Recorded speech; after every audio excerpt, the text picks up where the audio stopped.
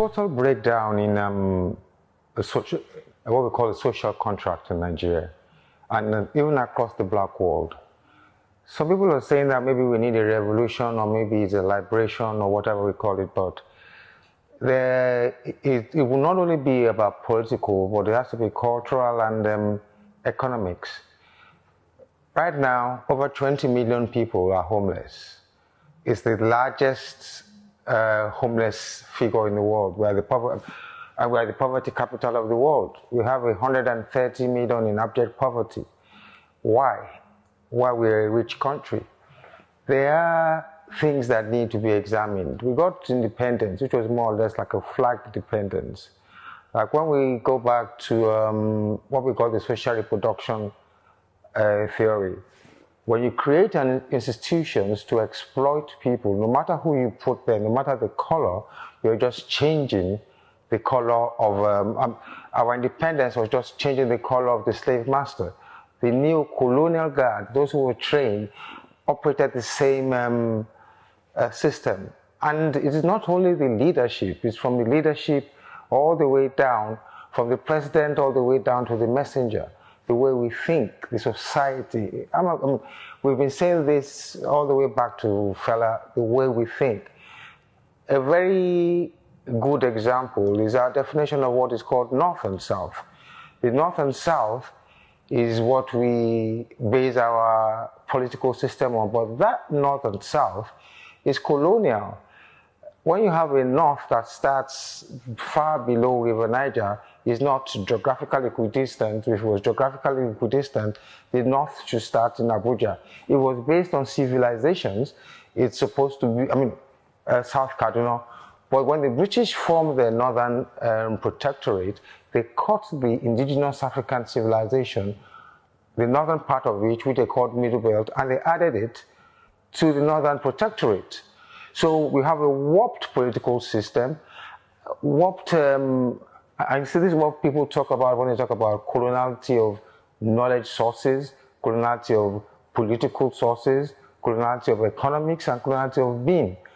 Fela he spoke about the coloniality of being, where we are thinking it's a black face but a white mind, and the apathy to not only of the leadership but even the citizens to the collective. And so we have to go back, and when we look at it, and examine what we really need. Basically, when we look at what India and China have done, the two key things that is noteworthy is that we need to build 20,000 houses every day and at least 10 kilometers of railway every day. Every head should have a home, and every local government should have a railway passing through. This is just not figures, but when you look at houses is at the core of the consumer market. Is the creation of wealth, and from you getting a house, you buy your lights, your furniture, and every other thing. So the more houses, the more people who have homes, the more our consumer market grows.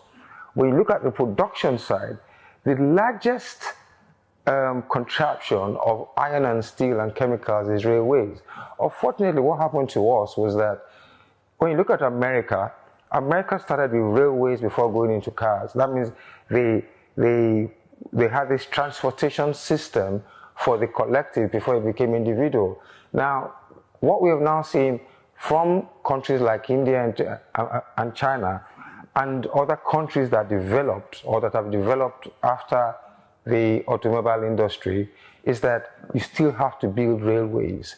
And that railways have the highest income and employment multiplier effect in the society, in the economy. It affects every single sector. Right now we have agriculture losing 40% of its output to wastage. And that's because it needs storage, it needs freezing, it needs haulage. This is why you really find the railway boom of the 1800s in America. It was to transport the cotton from the farms to the marketplace. Now we need to do that. And not only that, but you see, there's also a question is that who is going to do it? Because we have an electoral system which is still neo-colonial. It's the neo-colonial guards who are in charge, so we don't have an independent electoral system. What we have advocated is that the traditional rulers, the cultural custodians, who are the long-term stakeholders, should be in charge of INEC. And Nigeria already recognizes that there are two civilizations in Nigeria. There's the Afro-Arabic civilization and there is the indigenous African civilization. The Oni of Ife is the head of the indigenous African civilization, which is south of Middle Belt, and the Sultan of Sokoto is the head of the Afro-Arabic Islamic civilization. Those two, with all the other custodians, should be in charge of INEC. So, and you see, you cannot have a political system without its moral and cultural and civilizational values. Otherwise, what you just have is just anybody coming in without any tie to the people. So once you have your cultural leadership in charge of your INEC, then you gradually empower your culture. And that's what people like Obasanjo, President Obasanjo has spoken about, Afro-democracy. That is what we need.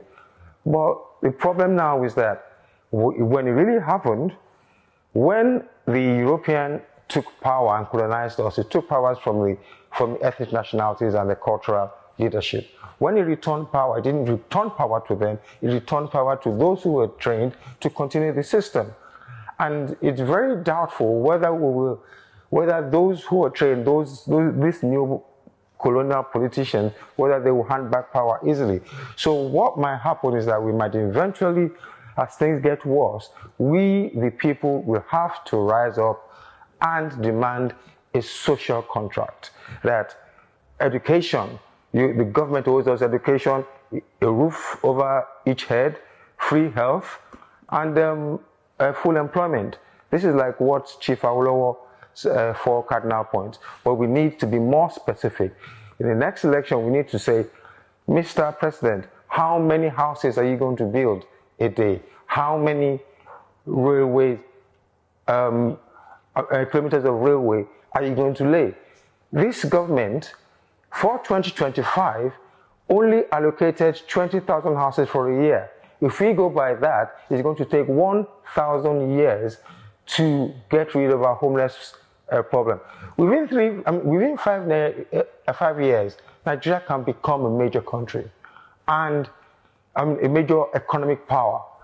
But the thing is this, the fundamentals of the economy, of the consumption and production sectors is housing, which we have to set a number. We are vouching for 20,000 a day. What is that politician ready to offer? We are vouching for 10 kilometers of railway every day. And from there we can judge. But right now you have a huge manifesto. At the end of the day, we can't say whether or not they are achieved. But we need quantitative measurements to decide what our politicians are doing. And if they don't do enough, it's either we vote them out, and if they, as we are seeing now, if there's a state capture and go, then the people will just have to rise and take their freedom. Nothing else.